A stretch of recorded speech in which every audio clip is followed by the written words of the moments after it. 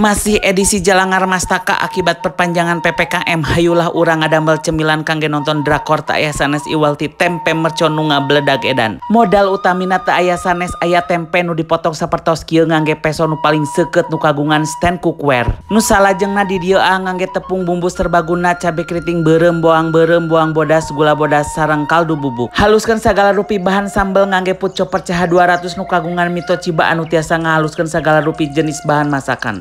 Nu salajengna goreng sakedap sambelna ngangge glopen nu kagungan stand cookware pasihan kaldu bubuk, gula bodas, gula galeh dugikeun ka seungit melenghir.